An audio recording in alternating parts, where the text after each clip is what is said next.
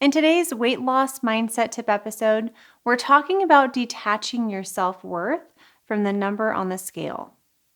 Anyone who's ever tried to lose weight has probably experienced attachment to their weight and a strong desire to see their hard work paying off on the scale. You wait for a good day to go to the bathroom, strip down to nothing, adjust your weight side to side on the scale, all in hopes that you'll see the lowest possible number. Sound familiar?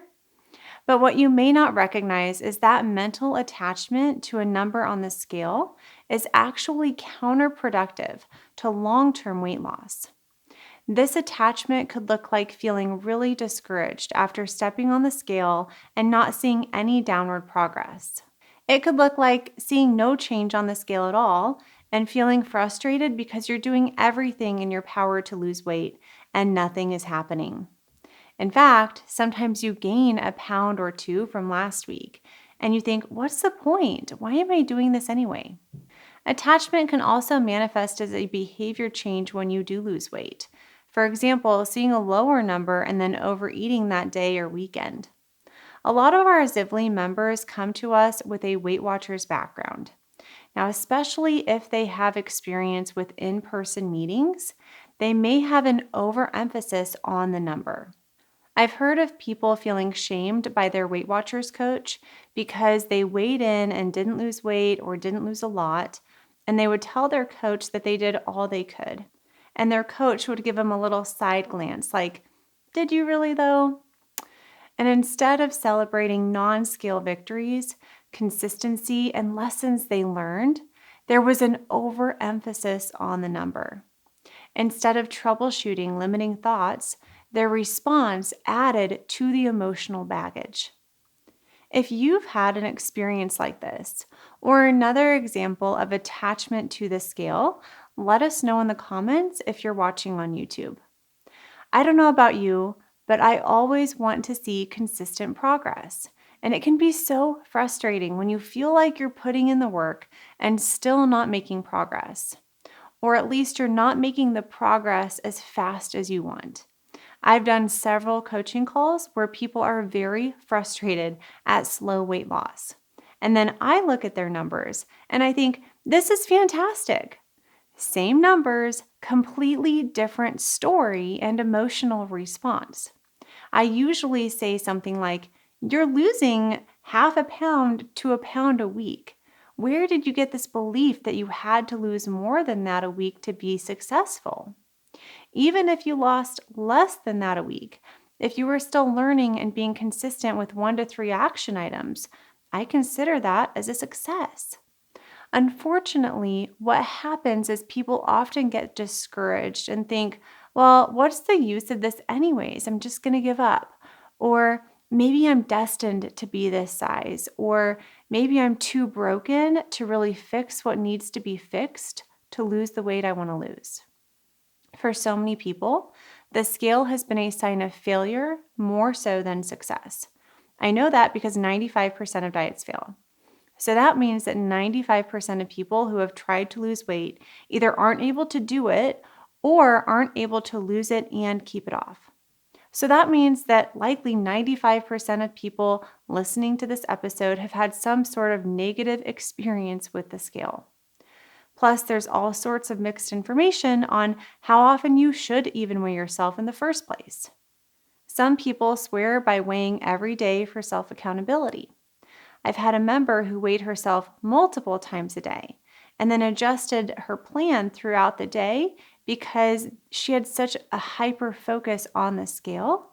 And in fact, I was able to interview that member on the podcast. Her name is Shanna, and we'll link to that episode in the description and on the end screen so you can watch it next. I've also had people who would rather pretend the scale doesn't exist so they can continue with unhealthy habits.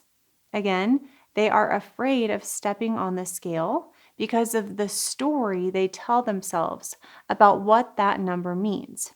Maybe you're fat, you're a failure, no one's gonna love you. All this nasty internal dialogue that's not true.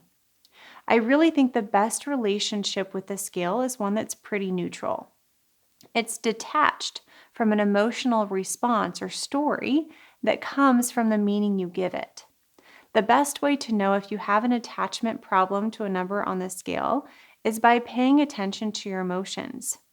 How do you feel when there's a certain number that you really want to see on the scale that you're not seeing yet? It's interesting how 200 pounds to one person could mean something wildly different to another. Maybe there's a certain number that you really would like to get below, like 250, 200, or 150. You could also be attached just to progress in general. So you might not care as much about what the number actually says as you do about the downward trend.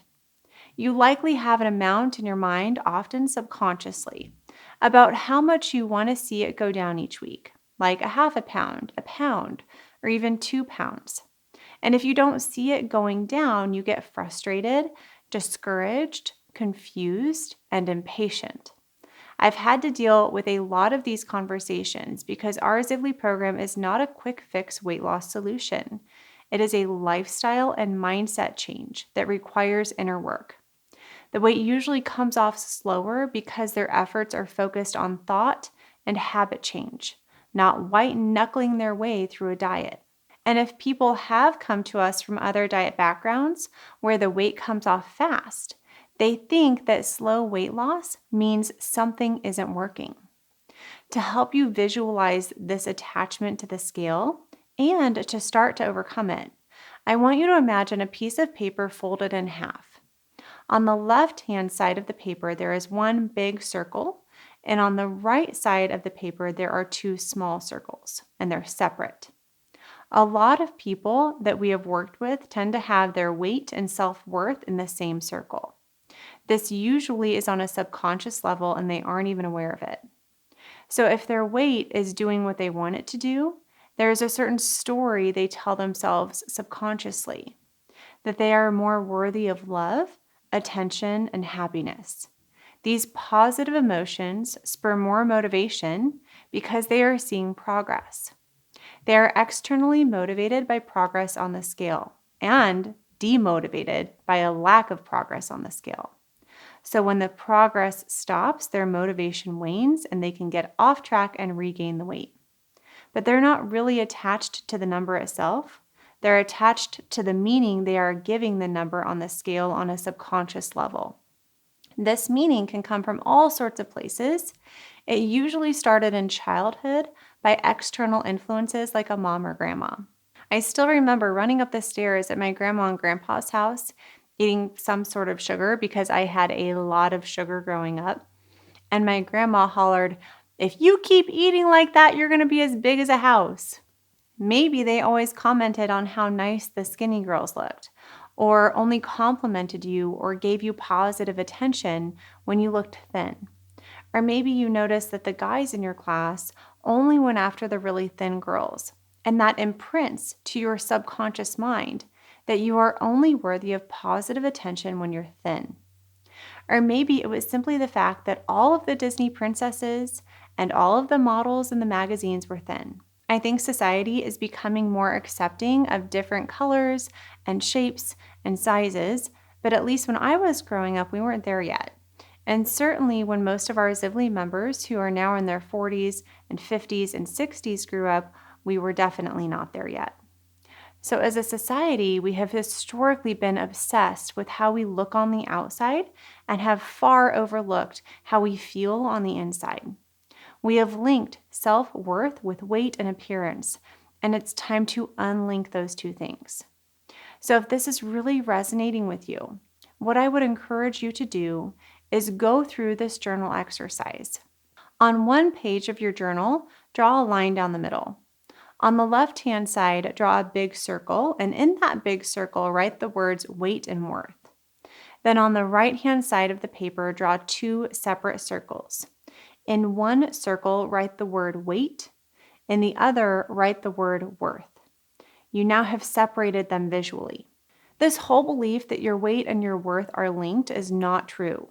But we hold on to so many beliefs like that that don't serve us and then cause unnecessary negative emotions. Your weight is simply a number. It is neutral. It is like any other number in the world. It just gives us information. And it's our job to responsibly interpret that information in a way that's emotionally healthy. So think about the meaning or the story that you're telling yourself when you see no progress, quote unquote, on the scale. Pretend like the thought is a tangled ball of yarn in your head and you're going to pull on the thread to unwind it. Extrapolate the thought and then ask yourself, where did this belief come from? Is this even true? Is this rational? Is this serving me? If not, choose what you want to think instead and practice thinking that in your mind. We encourage thinking about the scale as just data, like a compass to a ship captain. It's there to let you know if you need to turn your ship a little bit to reach your destination. You don't need to get your blood drawn every day and obsess day to day about what your triglyceride readings are. So why obsess over your weight every day? Your energy is better used focusing on what you can control, which are your thoughts, emotions, and actions that create the number in the first place. So after you've journaled through the left side of the paper, it's time to work through the right. Start with your worth. Think about where you actually get your self-worth.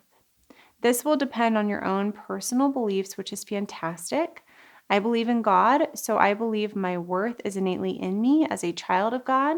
I believe God loves me and accepts me unconditionally. His love never changes. It is the same no matter what I do. It is the same no matter my weight. God always loves, therefore I am always loved and worthy. That's how I think about it. You may think about it completely differently, which is fantastic and totally fine. But the goal is to think about it and choose for yourself where you get your self-worth. The more detached I am from a number on the scale, the more attached I can be to where my self-worth truly comes from. And maybe it's not so much a self-worth as a self-esteem problem for you.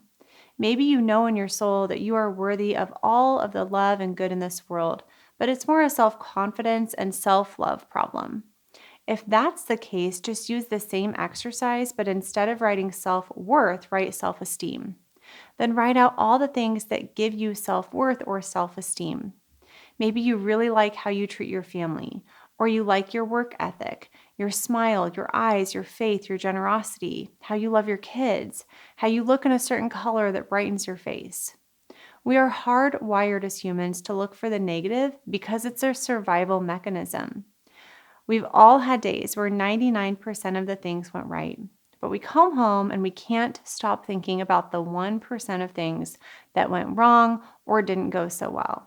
And we fail to think about the 99% of things that went right. So start looking for what's right, what's going well, instead of your weight that's not where you want it to be. You may be used to focusing on what's not going right, what you or other people are doing wrong. But this is not an effective mindset to elicit positive change and better feeling emotions that are required to sustain that change. This may not be the most comfortable journaling exercise for you, but remember, change happens outside of your comfort zone. Your muscles don't grow and change at the gym when you lift light weights. That doesn't challenge you. You only get sore when you get uncomfortable. You only grow emotionally when you face emotionally uncomfortable situations. And being positive, being kind to yourself no matter your weight, may be emotionally weird and uncomfortable. The truth is that you won't be healthy until you feel healthy. You won't feel healthy until you think healthy. A healthy body starts with healthy thoughts, a healthy self-worth, and self-esteem. Self-worth or self-esteem needs to be in its own circle, not tied with the number on the scale. There is so much more to love and appreciate about yourself than a number on the scale. You are worthy just because you are you. You are worthy of your own time. You are worthy of your own energy. You are worthy of love from yourself and others just because you are. You don't have to wait until you see a certain number on the scale to feel worthy of your own love or to feel worthy of someone else's love. I know this is true because I've spoken to people who have reached their weight loss goal, but the reality didn't match their expectation. They thought they would feel a lot more attractive, or they thought they would feel more comfortable in their own skin than they actually felt at their goal weight. Yes, they felt healthy. Yes, they could do all they wanted to do physically, but they still wanted to lose more weight from an aesthetic standpoint, which is totally fine. The point is that we often attach meaning to numbers, and that story does not always come to fruition. Another excellent example comes from a podcast interview with one of our members, Cynthia. When this episode goes live, hers is not out yet. But she said that she weighs a little bit more now than a year and a half ago when she joined Zivli because she's stronger. But she looks at herself now with so much love and appreciation because she has been working so hard on her mental health for the last year and a half. So she doesn't weigh anything less on the outside, but she weighs so much less on the inside. And that has affected how she views her body on the outside. So those are just two examples of how the number on the scale is really just a number. It's all about what meaning we are giving that number. If you don't like your weight and aren't sure what else could boost your self-worth or self-esteem, find other things you do like about yourself. So start on your thoughts. Be your biggest cheerleader. Look for things you love about yourself and that you're proud of in your everyday actions. Losing weight won't make you love yourself more. That is a lie. You have to learn how to love yourself all the way down. That way you can learn how to guard your mind against your own insecurities and negativities, including those that arise when you weigh yourself. I'd really encourage you to work to develop a more neutral and detached relationship with the scale. I don't care how often you weigh yourself, as long as it's not contributing to negative emotions and getting you out of your healthy habits. The problem with experiencing these negative emotions is many people who struggle to lose weight also struggle with emotional eating, and a strong cue for emotional eating is negative emotions. Think about when you're stressed, or when you're tired, or when you're frustrated. You don't tend to think, oh my gosh, I could really use some broccoli right now. That's because those negative emotions elicit cortisol, one of your stress hormones, and elevated cortisol increases a hormone called neuropeptide Y or NPY. And this hormone causes a preferential craving towards refined carbohydrates or things that taste sweet. I have seen people whose lives have been drastically changed because of the obsession they have with the scale or their body appearance. So much of their mental energy has been spent on the meaning they gave to a number on the scale. That energy could have been put to better use, fulfilling other desires in other areas of life. And this life is so precious. We want you to make the most of it. Of course, that includes improving your health, but the scale is only one marker, one indicator of progress. There are so many more. Develop the skill of looking for the good in you and celebrating your non-scale victories. This is part of our daily mindset routine that we teach Zivli members. Each day, reflect on one health-related win from the last 24 hours. Did you go to the gym? Did you lift heavier or walk faster? Did you finally schedule that counseling session for your mental health?